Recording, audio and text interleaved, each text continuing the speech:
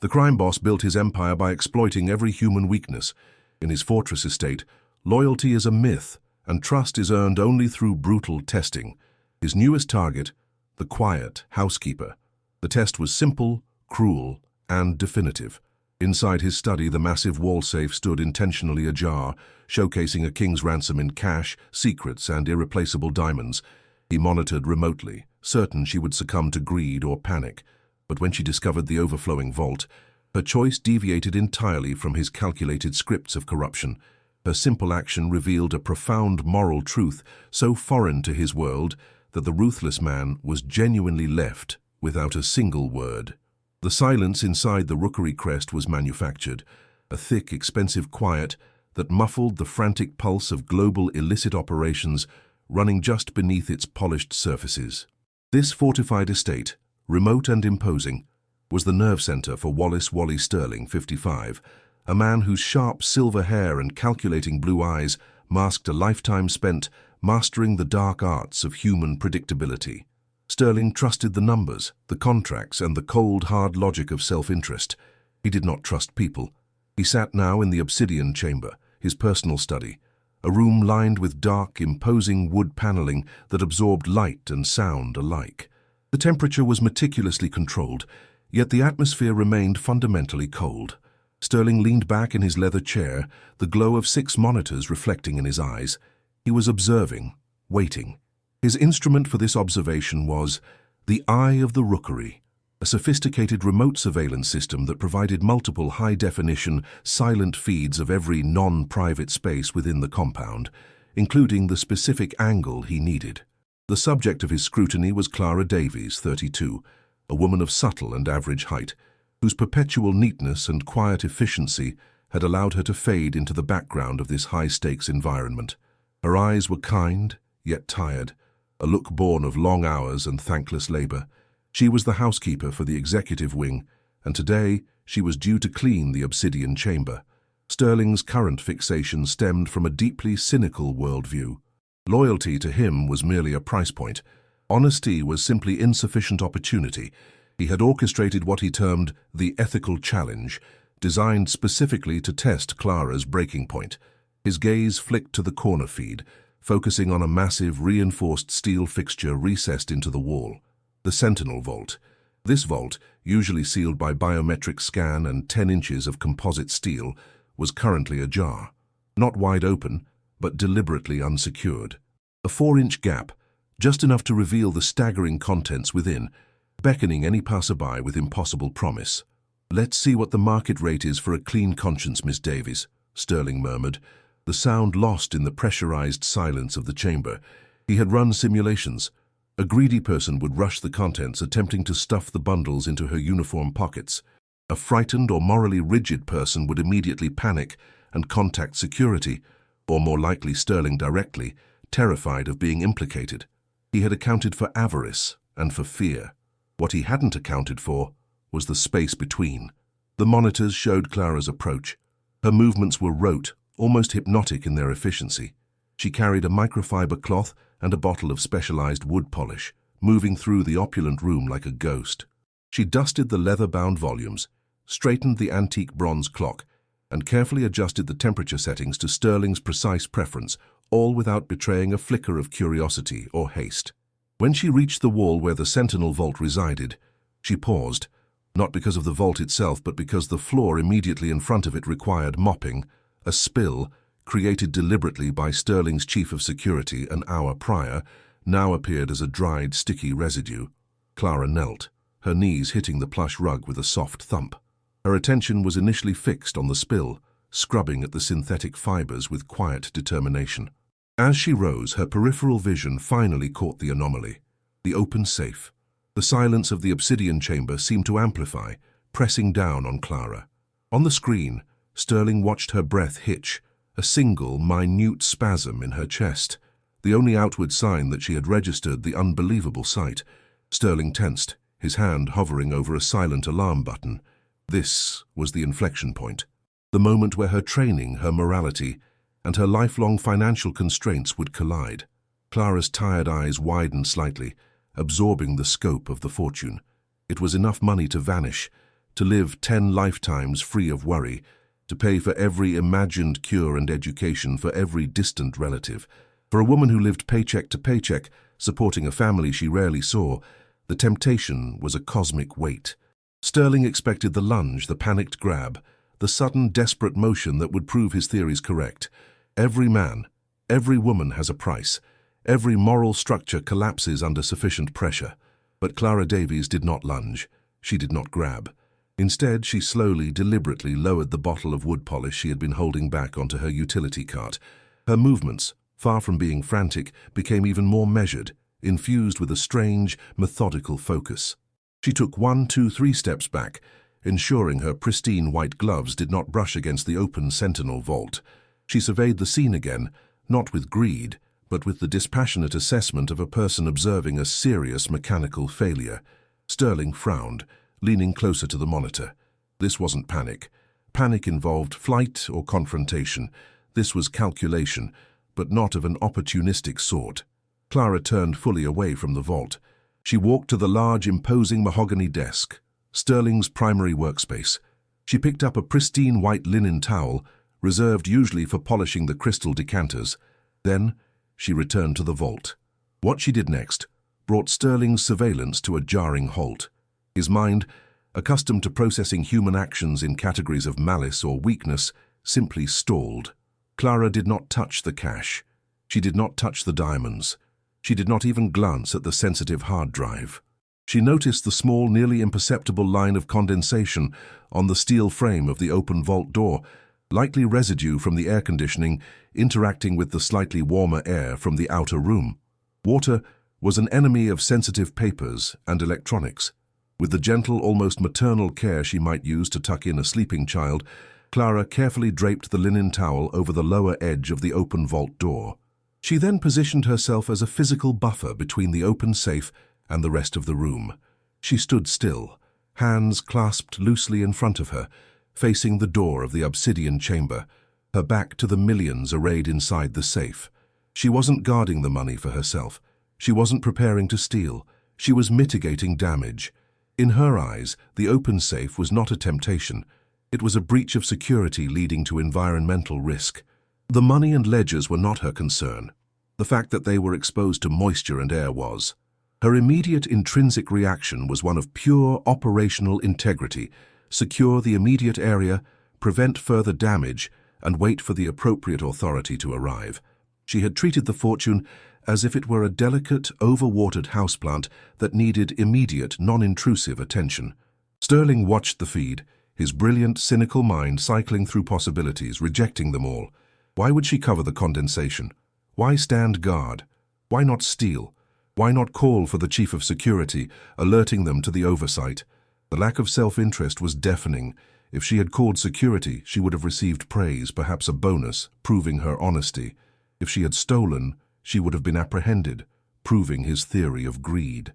By simply securing the area without notifying anyone, treating the mistake as a quiet, private responsibility, she eliminated both the reward structure and the risk assessment of the test.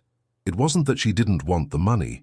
It was that the idea of exploiting a vulnerability, even an obvious one, was so antithetical to her core programming that it didn't even register as an option. Her moral compass pointed to duty and order, not survival or acquisition. Wallace Sterling remained frozen, watching the silent vigil of Clara Davies, who stood protecting millions of dollars from trace amounts of moisture, completely unaware she was being observed by the owner. The very foundations of his understanding of motivation began to tremble. He reached slowly, deliberately, and clicked the internal communications button. His voice, usually commanding and resonant, emerged as a strange, strained whisper. Clara, he addressed her through the hidden speaker system, embedded in the obsidian chamber's mahogany walls. Clara did not jump. She did not startle. She had been prepared for communication, perhaps from a supervisor, perhaps from Sterling himself. She maintained her posture back to the vault. "Mr. Sterling," she replied, her voice soft but steady. "What is the current status of the chamber?" he asked, purely to hear her response, needing to ground her inexplicable action in spoken word. "The obsidian chamber is fully dusted and organized, sir," Clara stated formally.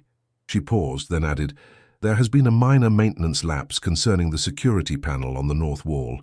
I have taken precautions to ensure the environment remains stable until the appropriate personnel can address the issue. A minor maintenance lapse. She hadn't called it a massive, potentially catastrophic failure. She hadn't even named the safe. She simply reported a lapse in maintenance.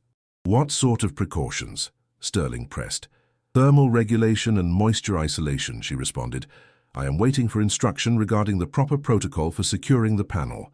The sheer, mundane professionalism of the answer struck Sterling like a physical blow.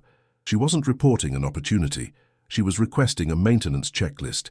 Sterling leaned back, running a hand over his silver hair. He had built an empire on predicting when the human soul would bend. He had quantified avarice, fear, lust, and betrayal. Yet here was a variable he had left off the equation, uncomplicated, unrewarded, pure integrity. It was an extinct quality he hadn't believed existed outside of archaic literature. He activated the two-way video feed. His face appeared on a screen disguised as a framed piece of abstract art near the desk. Step away from the wall, Clara. Turn around, Sterling commanded, his tone now a blend of fascination and profound confusion. Clara followed the instruction immediately. She stepped away, turning to face the screen, maintaining eye contact with the visual display of her employer.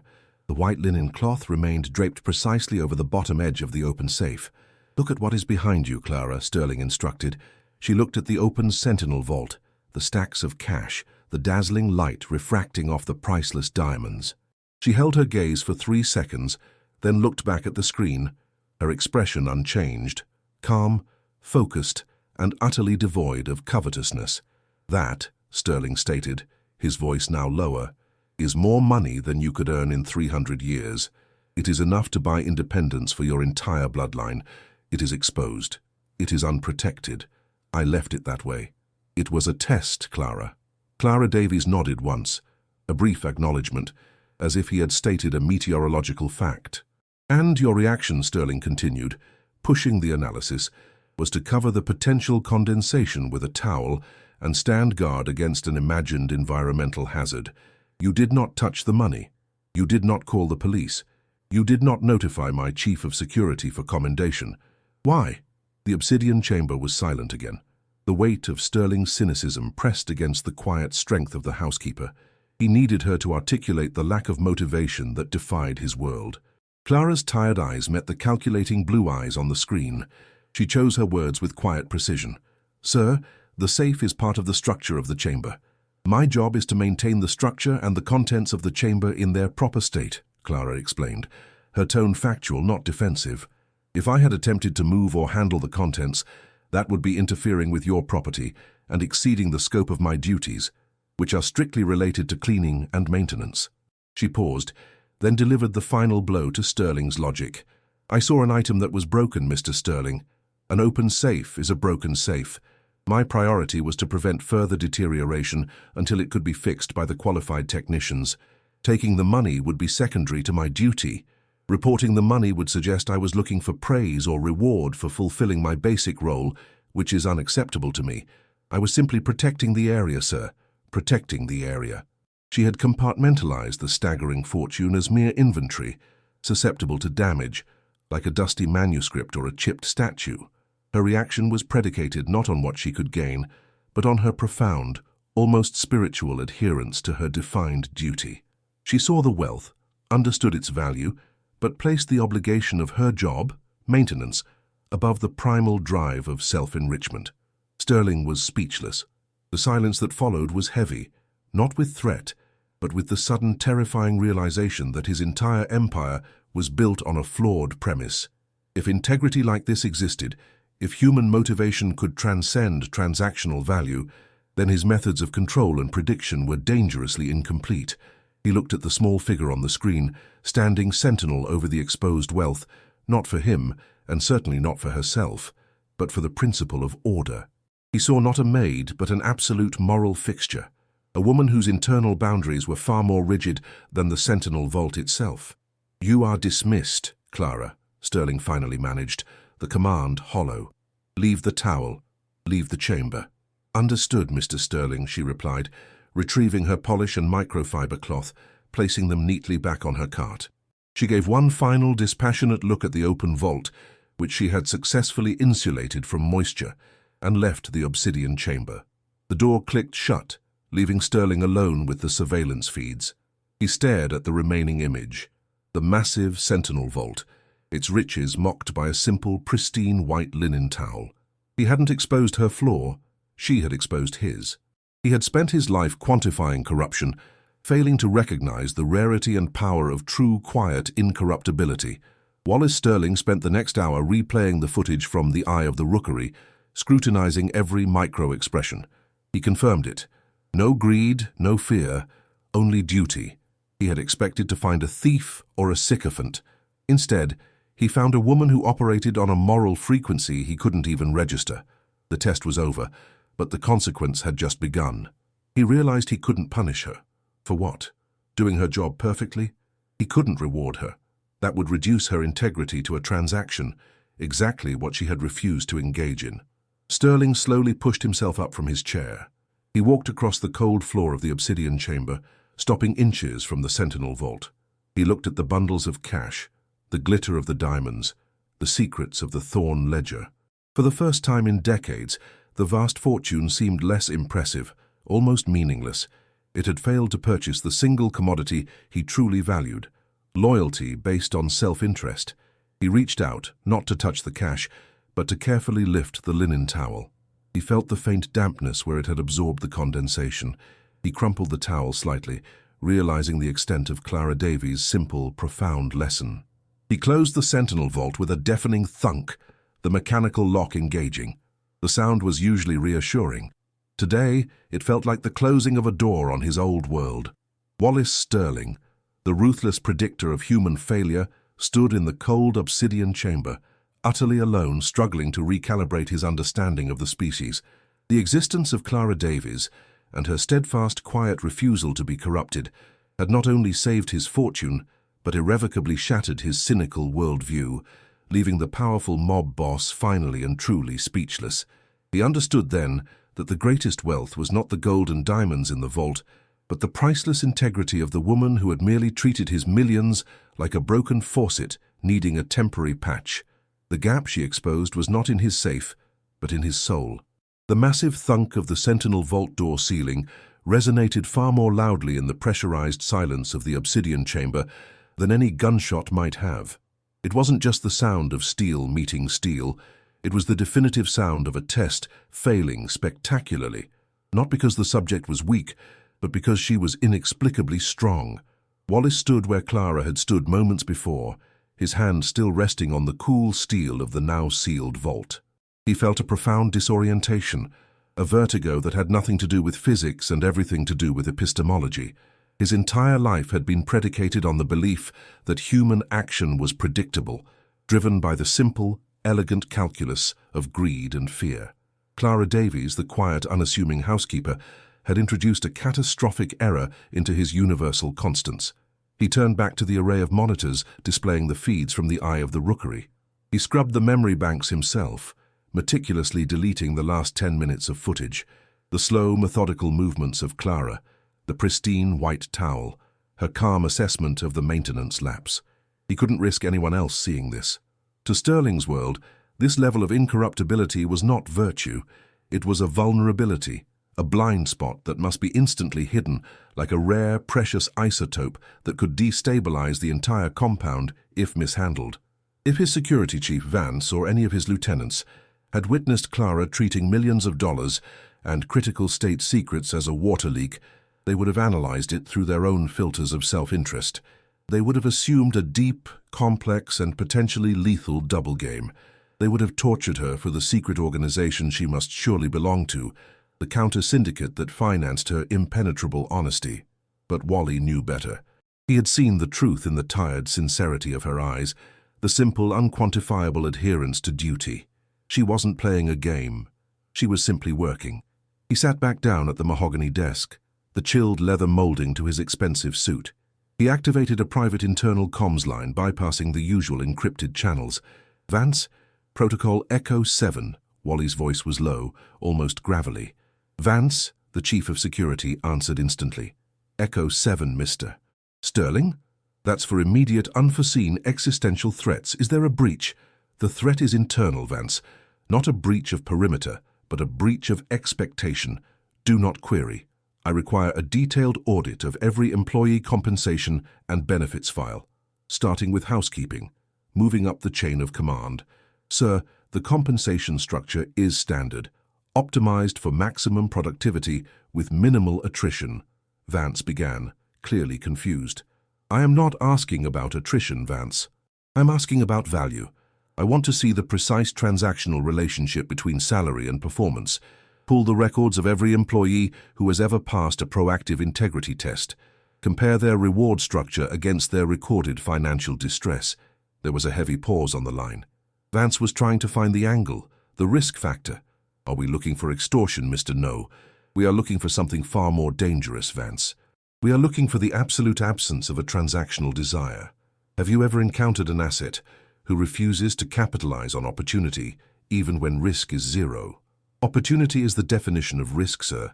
The only scenario where a person refuses opportunity is if they are already compensated at a level that nullifies the perceived gain, or if they are mentally unstable. Wally closed his eyes. Precisely. That is the flaw in your logic, Vance. You assume every motivation can be calculated in dollars or personal safety. You missed the variable, which is, Wally looked at the spot where Clara had knelt, scrubbing the engineered stain. The variable is that some people treat their job description as an immutable law, independent of personal gain or external pressure. They are not loyal to me, Vance. They are loyal to the idea of their duty. He gave a final instruction, his tone shifting back to the commanding, ruthless voice Vance was accustomed to. Audit the systems, then implement this instruction. Clara Davies, housekeeping staff, effective immediately, is to be treated as a ghost in the system. Her file is flagged.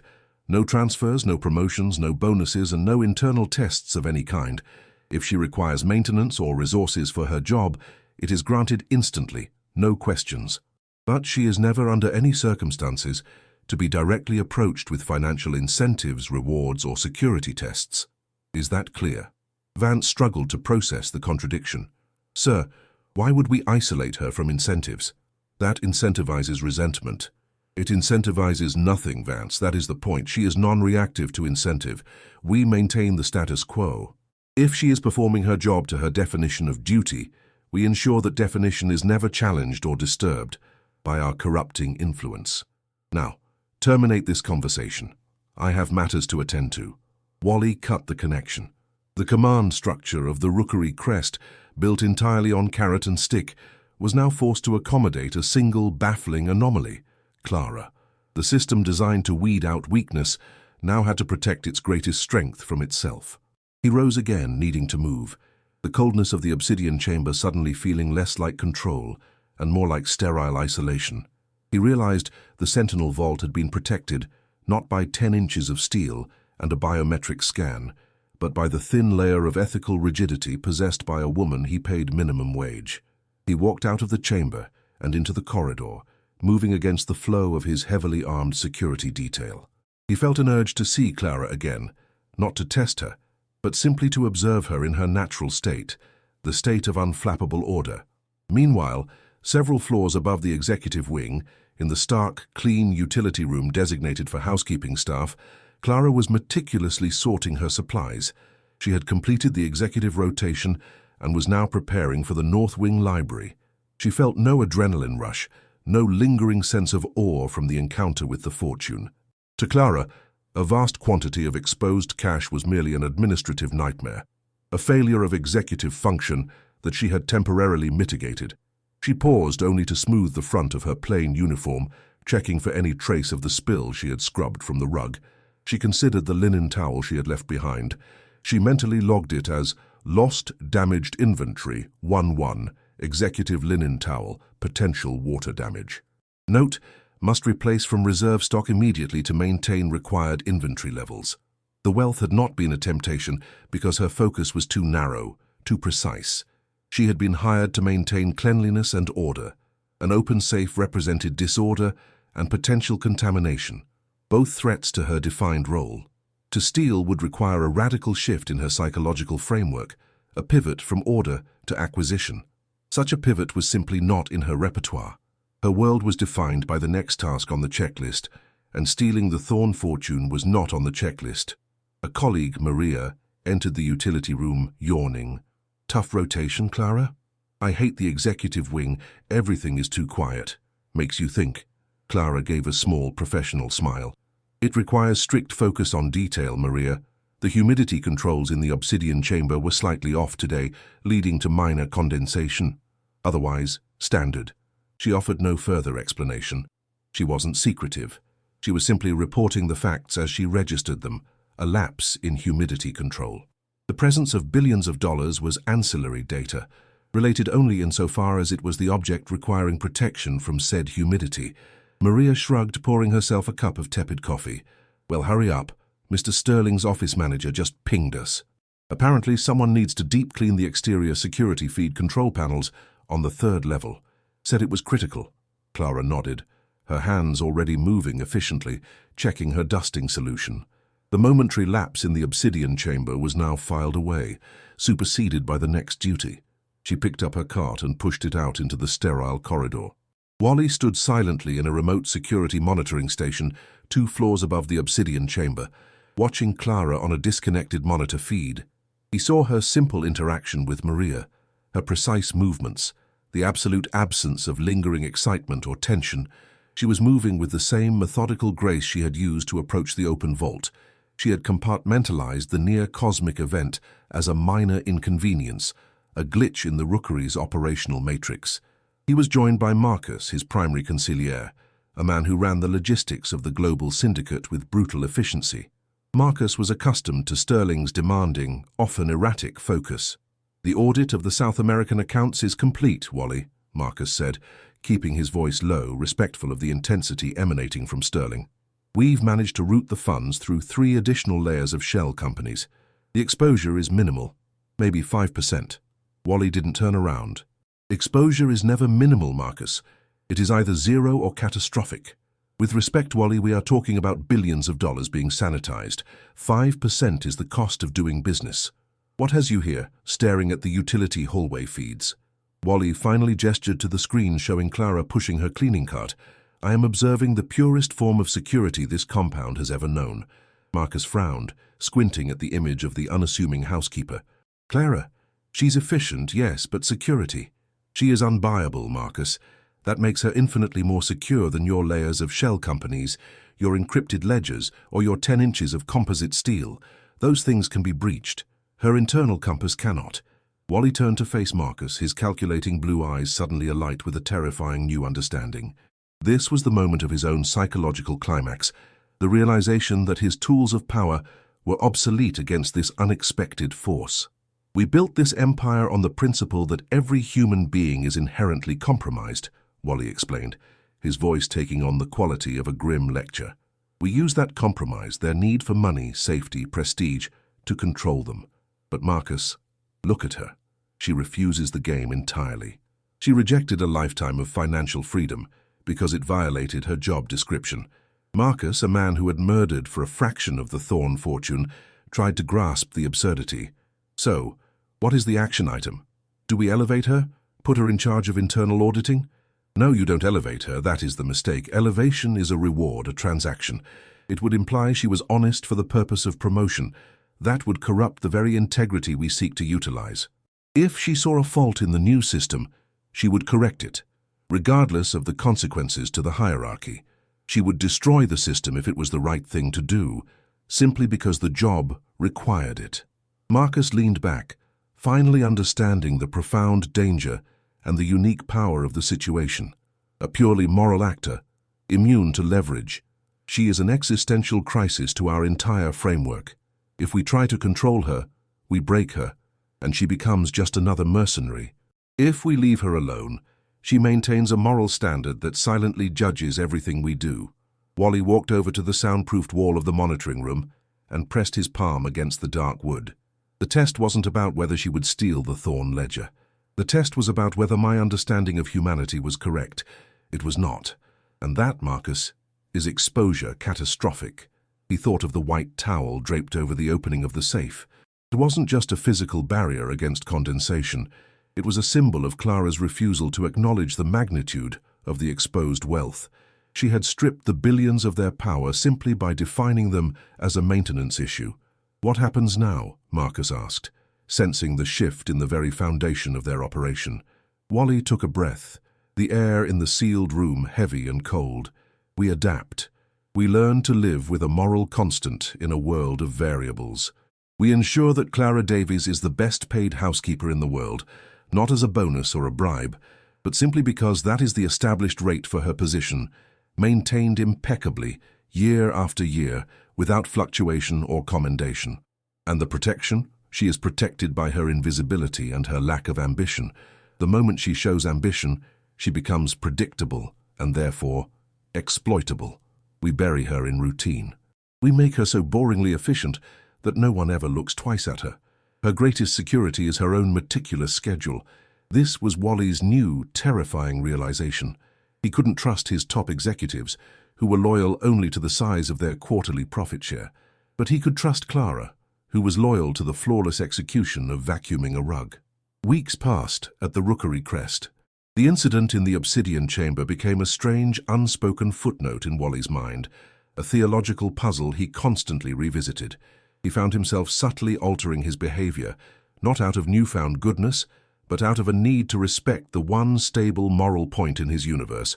He started noticing details of the estate he had previously ignored: the perfectly polished hinges, the invisible cleaning residue, the exact temperature control in his chamber. These were not random acts of service.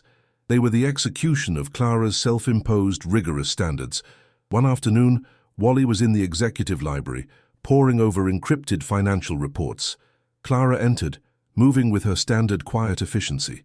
She wasn't cleaning the library today, but checking the humidors. She wore her usual plain uniform, her demeanor the picture of professional calm. Wally watched her as she calibrated the temperature of a vintage cigar cabinet.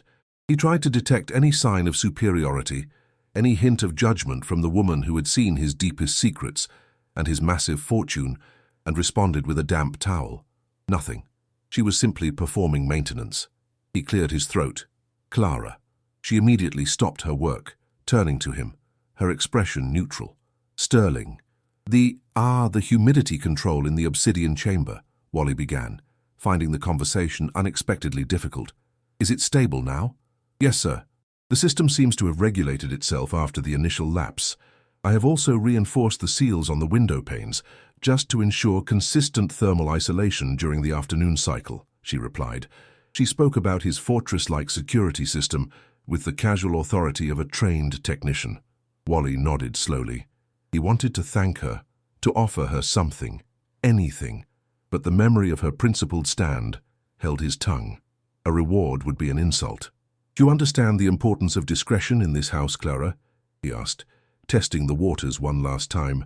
"I understand my employment contract. Mr. Confidentiality and discretion are prerequisites for working in the executive wing. I uphold the terms of the agreement," she stated simply. She didn't promise silence out of fear of retribution. She promised it because it was in the contract. It was part of the job. Wally felt the last vestiges of his cynical worldview crumble. He realized the vast chasm between transactional loyalty and intrinsic duty. His men were bound by gold and fear. Clara was bound by her own unwavering sense of professional obligation, a bond infinitely stronger than any metal or contract. "Continue your work, Clara," Wally said, dismissing her with a faint sense of awe. As she turned back to the humidors, Wally picked up the Thorn Ledger hard drive, the twin to the one in the Sentinel vault, and placed it back on his desk. He looked at the device that held the key to his global illicit empire. He no longer worried about the external forces that might steal it, or the internal greed that might expose it. He worried only about the possibility that one day he might fail to maintain the perfect operational order of his environment, forcing Clara to intervene again. He understood the profound irony. The most powerful, most ruthless man in organized crime now relied on the simple, uncompromising integrity of his housekeeper to feel truly secure. The test had ended weeks ago, but the lessons it imparted would haunt Wallace Sterling for the rest of his life. He had sought to gauge her morality. Instead, he had been forced to face the immense, empty moral chasm in his own life, a chasm that even the Thorn fortune could never fill. The Rookery Crest remained a cold, calculated place, but within its walls, A new unforeseen variable now existed, an uncorruptible conscience that silently policed the very nature of his power. Wally closed his eyes, finally accepting the truth. Clara Davies was not an employee. She was the conscience of his castle, and her quiet strength had rendered his vast wealth utterly meaningless in the face of true principle. He was finally and completely speechless, recognizing that for the first time he was accountable not to the law or to rivals, but to the pristine white glove of a woman whose only desire was absolute order. The empire continued, but the emperor had fundamentally changed. The chilling directive of Protocol Echo 7 settled over the Rookery Crest like a sudden, unanticipated drop in temperature. For the security apparatus run by Vance, the order regarding Clara represented an operational paradox. Vance had spent 2 decades meticulously categorizing every human weakness, charting the predictable arcs of betrayal and compromise. Now, he was instructed to treat one specific asset, a housekeeper, as an inverse constant, untouchable, unrewardable, and unpunishable. Marcus, Wallace's consigliere, found the instruction politically repulsive. He viewed Clara not as an ethical anomaly, but as an unquantified risk. "You've created a liability, Wallace," Marcus argued one evening in the secure, isolated dining hall, the polished obsidian floor reflecting the minimalist chandeliers. "She's a ghost, yes, but ghosts haunt the places they belong. You've given her perfect immunity from systemic evaluation. That is a kind of power. If she possesses no desire for capital, what if she harbors a desire for justice?" Wallace carefully sliced a piece of rare duck, his focus absolute. "Justice, Marcus, is an abstract commodity, easily corrupted by ambition. Clara is immune to ambition. Her loyalty is inert. It requires no fuel and tolerates no deviation. She is loyal to the execution of the task, not the outcome, and certainly not the employer. That makes her perfectly secure. And if her task definition shifts, if she decides the greatest disorder in the Rookery Crest is us," Marcus pressed, leaning forward, "then we have already lost, regardless of her position," Wallace countered, a dry acknowledgement of their collective moral bankruptcy. "But I have studied her. She sees the world in terms of dust, grime, and structural failure. Operational failure is merely a particularly offensive form of dust. She doesn't seek to replace the system. She seeks only to ensure its surfaces are clean and functional." Wallace, however, was not entirely truthful. He was gripped by an intellectual fixation that bordered on obsession. He had proven his own cynical calculations wrong, and now he had to understand the mechanics of this extinct morality. He continued his silent monitoring of Clara through the eye of the Rookery, but his surveillance had shifted from testing her for weakness to seeking the limits of her strength. He began orchestrating subtle, controlled experiments designed not to tempt her with money, but to present her with professional quandaries that challenged the perimeter of her defined duty. One week, he intentionally sabotaged a minor network hub in the East Wing that controlled environmental conditions for the exotic plant conservatory, a room Clara rarely entered. The sabotage was subtle, a single, loose terminal screw designed to fail intermittently, causing erratic temperature spikes. This wasn't a breach of security, it was a maintenance failure designed to look random. He watched the feed, expecting a maintenance worker to eventually be called, or perhaps for Clara to simply ignore the area as outside her scope. Clara was cleaning the main hallway outside the conservatory when the system hiccuped, generating a low, almost imperceptible hum that only highly tuned ears could register. Wallace saw her pause. She didn't look at the thermostat. She looked at the door hinge of the nearest access panel. She didn't have the authority to access network hubs. That was the domain of Level 3 technical staff. Wallace saw her eyes scan the environment. She pulled a small, unmarked keycard, a generic utility pass she used for linen closets and minor storage, and slipped it expertly into the crack of the access panel. It wouldn't open the panel, but it allowed her to feel the micro-vibrations of the failing terminal inside. She retrieved a nondescript tool from her cart, a small magnetized screwdriver she used for tightening cabinet handles, and applied gentle pressure to the exterior of the panel, subtly nudging the internal wiring harness. The erratic humming stopped. The system stabilized. Clara simply locked her cart, finished cleaning the exterior glass, and moved on. She never reported the issue, never logged the incident, and never deviated from her schedule. Wallace sat in the obsidian chamber, his fingers pressed against his temples. She had fixed a Tier 3 network fault using a Grade 1 cleaning tool, not because she was seeking promotion, but because the aberrant humming sound constituted an auditory violation of operational order. She corrected the disorder without seeking credit, acknowledgement, or compensation. "She is a systemic purifier," Wallace muttered to himself, the cold reality hitting him with renewed force. "She doesn't see us. She sees the dust we generate and she neutralizes it." This realization was more terrifying than any attempted assassination or federal investigation. It meant that Clara's standard of operation was now the highest benchmark in his entire fortress, and he, the master criminal, was constantly struggling to maintain an environment clean enough to satisfy his housekeeper. Suez-Tawatu, the true test, the ethical climax that Wallace needed to validate his new worldview, arrived 2 months later, triggered not by his direct action, but by an external oversight.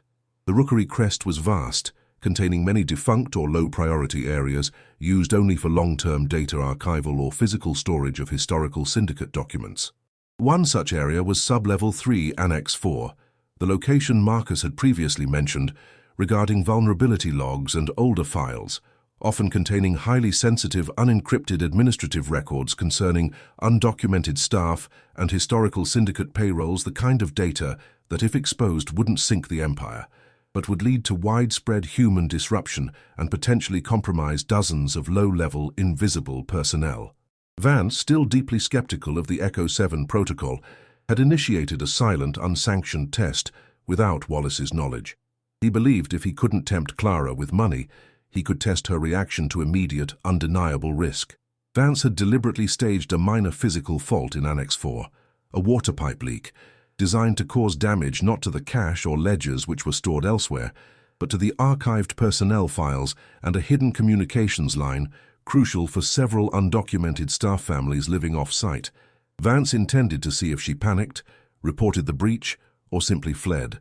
Wallace was overseeing a high-stakes cryptocurrency transfer in the Obsidian Chamber when the monitoring system for Sub-Level 3, Annex 4, flashed red, not due to the water leak, but due to an unexpected power surge caused by the leak shorting out a tertiary wire. Clara entered the annex, pushing her cart. Her face was immediately obscured by the condensation rising from the newly damp concrete floor. She was here for the air filter check. She registered the disorder immediately. The smell of damp concrete and stagnant water. The erratic light flicker. The air filtration unit itself was humming too loudly. Wallace watched, his heart rate accelerating for the first time in years. This was the moment. She was faced not just with disorder, but with the potential destruction of sensitive, human-level data, entirely outside of her job description to protect. Clara ignored the flickering light. She ignored the sound of the leak. She focused solely on the immediate observable threat to her current task, the air filtration unit. She knelt, opening the unit, and examined the intake vents. The dampness had caused dust and mold spores to prematurely clog the filters. This was a direct threat to the building's internal air quality and the longevity of the machine. Then she noticed the water leak source, a faulty valve high on the ceiling. The water was pooling near the archive boxes. Crucially, right next to the water pool, Vance had placed his test bait, a small sealed envelope containing explicit instructions on who to contact not Wallace, but Vance's secondary chain of command if an environmental disaster threatens critical records. It was a tripwire designed to force a chain of command reporting structure. Clara saw the envelope. She saw the pooling water threatening the boxes. She saw the failing pipe. The camera zoomed in on her face, provided by the eye of the rookery's specialized lens. Her eyes betrayed nothing but focused calculation. She did not touch the envelope. To do so would be to acknowledge the test, to enter the transactional game Vance had set. Her focus returned to the water. A water leak was a threat to structural integrity, and therefore a maintenance issue. Her first move was shocking in its simplicity. She didn't look for a bucket. She reached into her cart and pulled out a stack of pristine, absorbent industrial cleaning pads reserved for high-traffic entryways. She quickly stacked them around the base of the archive boxes, creating a rudimentary temporary dam to redirect the pooling water toward the floor drain. Next, the pipe. She could not repair a pressurized water pipe, but she could contain the consequence. She took a spare utility rag, climbed onto her cleaning cart, a dangerous non-regulation move, and expertly wrapped the rag around the leaking valve, effectively stemming the immediate flow to a manageable trickle. She jumped down. The crisis of the leak was physically mitigated. Now the archive boxes. She knew they contained documentation which was fundamentally susceptible to dampness. Clara did not look inside the boxes. She did not read the labels. To her, they were structural elements of the environment that had been exposed to risk due to external factors. She pulled several plastic waterproof refuse bags from her cart, the heavy-duty ones used for biohazard containment, and began systematically, efficiently, and calmly sliding the cardboard archive boxes into the plastic bags, sealing them loosely to protect them from further humidity and potential spills. The operation took 11 silent, focused minutes. Wallace, watching 2 floors up, felt his stomach clench. She wasn't saving classified data. She was preserving inventory from contamination. She had stripped the contents of their political value and treated them as perishable supplies. She swept the damp concrete toward the drain, picked up the saturated cleaning pads and placed them into a soiled laundry bag. Before leaving, she performed the most critical action. She saw the sealed envelope, Vance's trap, still sitting next to the drain.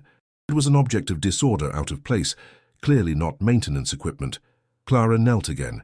She picked up the envelope. Wallace watched, anticipating the moment she might finally break protocol and report the test. She didn't open it. She didn't report it. She neutralized the threat of the test by reducing it to lost property. She treated Vance's clandestine power play as a discarded memo, its significance erased by the simple act of inventory logging. The camera feed showed Clara pushing her cart out of the annex, her stride unbroken, her duty complete. In the obsidian chamber, Wallace slowly leaned back in his chair. He didn't move for several minutes. He wasn't simply speechless. He was intellectually eviscerated. Vance had tested her fear and her loyalty to the hierarchy. Clara had responded by treating a critical security breach and a deliberate trap as a routine housekeeping issue requiring immediate physical remediation. Wallace activated the private comms line, his voice hollow. "Vance? Sir?" Vance sounded slightly tense, waiting for the report on Clara's reaction. "Annex 4. Sub-level 3. Yes, sir. We had a controlled leak. I was testing her reporting structure. I know what you were doing, Vance, and you failed. Sir, she didn't report the incident to my chain of command, but she mitigated the physical damage. She should have followed the protocol listed in the envelope." "The envelope, Vance. The envelope is now taped to the wall, catalogued as non-standard administrative document by Clara. She identified your entire scheme, your manufactured crisis, as lost property. She refused to engage with the politics of the test. She merely corrected the physical disorder you introduced." Wallace's voice held a new, frightening clarity. "Your mistake, Vance, was assuming that she is employed to protect our interests. She is not. She is employed to maintain the objective function of the building. She protected the archive files, not because they held sensitive information, but because they were an asset threatened by water, which is a corrosive contaminant. So, what is the result, sir?" Wallace looked at the screen, which now showed Clara arriving at the supply depot, swapping out her soiled laundry bag for a fresh one. "The result, Vance, is that you are immediately terminated from all involvement with Protocol Echo 7. You have demonstrated a fundamental incapacity to comprehend non-transactional integrity. Your assumption of greed and fear makes you blind to duty." Vance began to protest, but Wallace cut him off. "I want a new, permanent directive implemented concerning Sub-Level 3, Annex 4. It is now designated Critical Infrastructure, Environmental Stability Zone. Clara Davies is the only employee authorized for monthly access. The maintenance schedule is to be adjusted immediately to reflect her findings. But, sir, that's delegating data security to housekeeping." "No, Vance. That is delegating environmental stability to the only person in this organization who prioritizes structure over content. The moment we start paying attention to what is being saved, we corrupt the purpose of the saving. Clara simply ensures the pipes don't burst and the vents don't clog. We will ensure the stability of the environment she operates in." Wallace terminated the connection. He then sent an encrypted message to the head of engineering. "Retrofit Sub-Level 3, Annex 4 immediately. Replace the faulty valve system with self-regulating, triple-redundant titanium infrastructure. Implement full environmental sealing. Cost is irrelevant. Reason: prevent degradation of inventory. He knew the engineers would understand inventory to mean the archived documents. Only Wallace knew that the true inventory he was protecting was Clara's belief system. The aftermath of the Annex 4 incident solidified Clara's place in Wallace's universe. She was his living standard, the metric by which he silently judged the decay of his empire. He began to apply the Clara standard to other aspects of his operation. When dealing with complex, potentially corrupting deals, he would ask himself, is this transaction merely dust I will need to clean up later? He found his ruthlessness tempered, paradoxically, not by mercy, but by an appreciation for efficiency. Corruption was by its nature inefficient. It required payoffs, cover-ups, and constant internal monitoring, all forms of disorder that Clara would silently correct if given the chance. Marcus noticed the change. Wallace was still the notorious syndicate leader, but his decisions were cleaner, almost sterile. He cut deals that maximized long-term stability rather than short-term gain, eliminating unreliable partners who posed a future contamination risk. "You're becoming risk-averse, Wallace," Marcus noted during a strategic briefing, reviewing the sudden closure of a highly profitable but volatile European operation.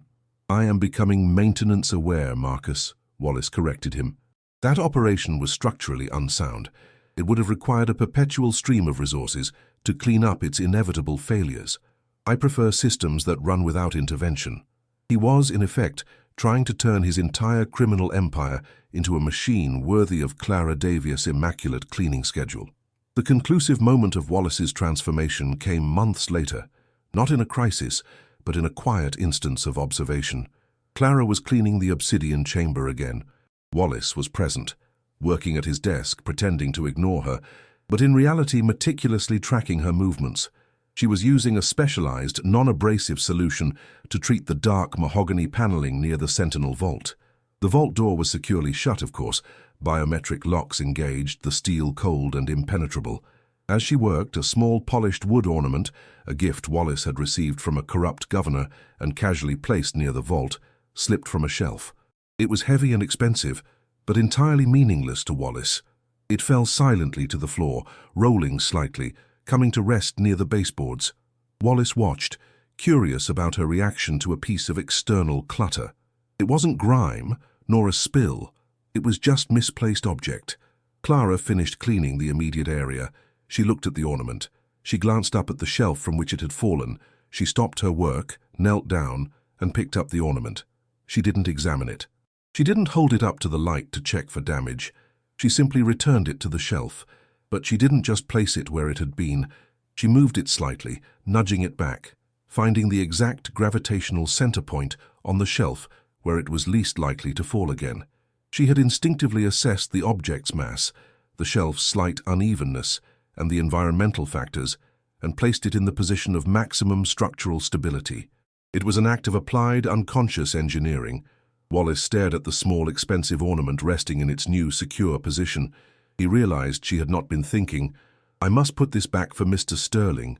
She had been thinking, "This object is currently unstable and must be brought back into harmony with the environment." He looked down at the Thorn Ledger hard drive on his desk, the key to his billions. He looked at the vault, which held the rest of his irreplaceable fortune. He suddenly felt a profound, aching fatigue. All his wealth, all his power, all his ruthless machinations, they were all based on instability.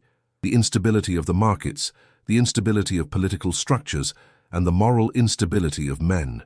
Clara's world, in contrast, was defined by perfect, immovable order, and in that moment, Wallace understood that her tiny, stable world was infinitely stronger and more peaceful than his sprawling, chaotic empire. He sat there, the crime boss in his fortress, fully comprehending that he had been building his life on sand, while his housekeeper had been living on bedrock. He finally spoke, his voice barely a whisper, not intended for Clara, but for the silence of the room, for the echo of the Sentinel vault. "It's not about the money," he said softly. "It never was." Clara paused her work, turning to him politely. "Excuse me, Mr. Sterling?" Wallace simply shook his head, a faint, almost bewildered smile crossing his lips.